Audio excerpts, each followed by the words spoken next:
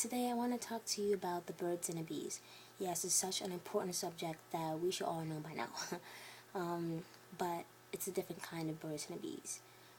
I'm talking about not that kind of birds and the bees, but an actually very spiritual, important one that we should pay attention to. And today I'm talking about people, not that kind of birds and bees. There are kinds of people out there that we should run away from, and there are kinds of people out there we should run to.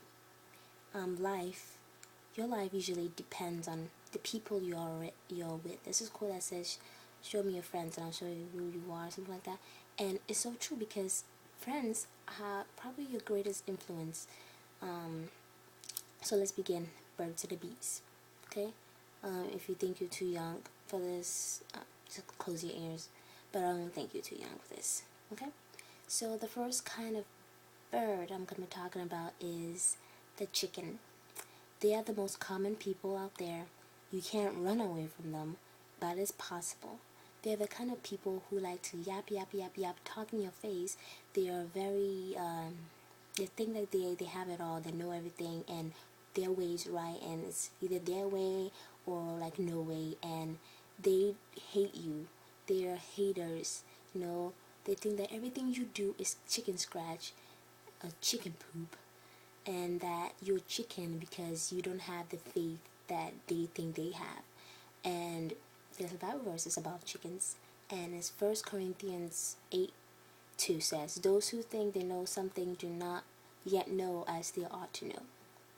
And 1 Corinthians 5:33 says, "Do not be deceived, bad company ruins morals." Stay away from chickens. Stay away from foul people. They're the most common people out there, but they don't know. They think they know, but they don't know. You probably are the one who knows. Stay away from haters. They are haters, okay? Sorry about my attitude.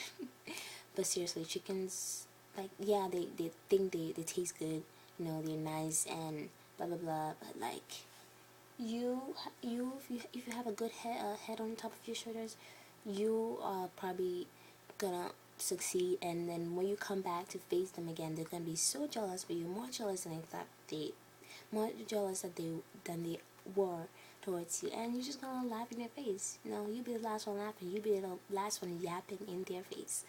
The next kind of bird I'm gonna talk about is a peacock.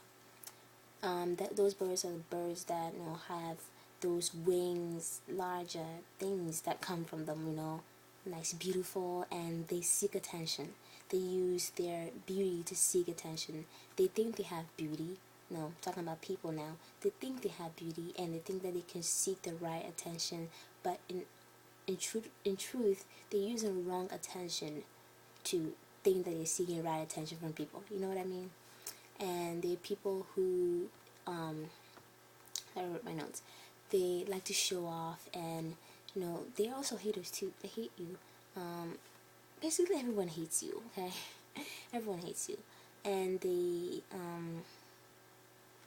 think that they have it all, and if they wanted, they could get the attention they need, and they can be successful. Right then, they don't need you, to, because they think they go to the people who they think are important, the people who are gonna get them to where they think they're gonna get faster. You know what I mean? Okay. The Bible verse is about peacocks too, and is Romans 2:8 says, "But for those who are self-seeking and do not obey truth, but obey unrighteousness, there will be wrath and fury." And at the end of the day, they're gonna be ones who are gonna be in action, their teeth, because I'm like, oh my gosh, I thought I was seeking the right attention. Example from like the world. That's terrible attention. Terrible attention is yourself, the world, the devil, Antichrist. Those are terrible attention. Material possessions. They think that they're seeking the right attention, but at the end of the day, it's wrong attention. And by other Bible verses, James 4:10. I think it says, "Commit yourself before the Lord, and He will exalt you." Okay. The last kind of bird I'm talking about today are the vultures. Yeah, there are those people who circle around. Okay, let's talk about vultures. There are birds that circle around in the sky for dead beings, they cannot consume alive things because their digestive systems are just terrible. So they have to wait for something to decompose. So if they go down and they see that what they are looking at is not decomposed, they will go back up. So what I'm trying to say is, if you do the right thing, the vultures won't bother you. No, if you do the right things, you don't even have to care about the vultures. Just keep your head on your shoulders and you'll be fine. You don't decompose, and those vultures will come, steal your joy, steal your success, your possible success. So yeah, just wanted to say that. Bible verse about vultures, James 3:14 says, "But if you have bitter jealousy and selfish ambition in your hearts, do not boast and be false to the truth. This is not the wisdom that comes down from above, but is earthly, unspiritual, demonic. For jealousy and selfish ambition exist, there will be disorder, every vile practice." You know how, yeah, that verse and other one I read to you recently about where there is unrighteousness, there's wrath and fury. All those people are gonna be ended up in the same place. You understand what I say? They're gonna end up in the same place. Run away from them. This is the reason why. And so let's talk about the good birds. So what bird out there should we look up to? Should we be like? No, should we run to? I didn't look up any Bible verses for this. Maybe I'll put a link down. But that bird is, drumroll, the phoenix. Yeah, the phoenix is a part of Greek mythology or something like that, and it symbolizes renewal, rebirth, and the sun. Get it? The sun, the sun, the sun, the sun, the sun. The phoenix. When you think about a phoenix, remember to look up. God is the one who sets you from the beginning of the earth and is dictating your life. It's up to you to lay down your life to Him. Look up to Him, and everything is good for you. But you're going to have to do your part too, of course. And now we're talking about the bees. The bees there are two kinds of bees I want to talk about: the carpenter bees and the honeybees. First, in bees in general, when you trap a bee, you turn a cup over or something, they're gonna look nowhere else but up for help. They be like, I'm stuck. But they don't look up because they think there's nothing above them to go, so they don't look up to escape up. They're so dumb.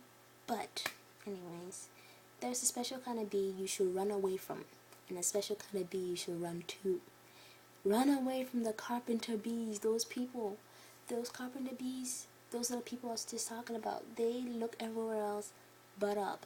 They care about themselves. Bees are not like that. But carpenter bees, they only care about their family and their survival. That's it.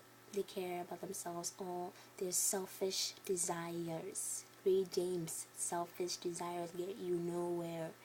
And then run to honeybees. Get it? They're sweet. Sweet people. Honeybees, they last for years because they're all about community. They care about community. They love friendship. They love hospitality. Bible verses that's going to help you.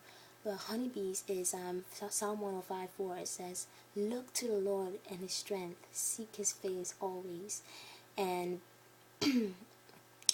Thessalonians 5:11 says, "Therefore encourage one another and build each other up, just as in fact you are doing." And Romans 12:13 finally says, "Share with God's people who are in need. Practice hospitality. Practice hospitality, you will live eternally." And basically, that's the birds and the bees. Okay, bye.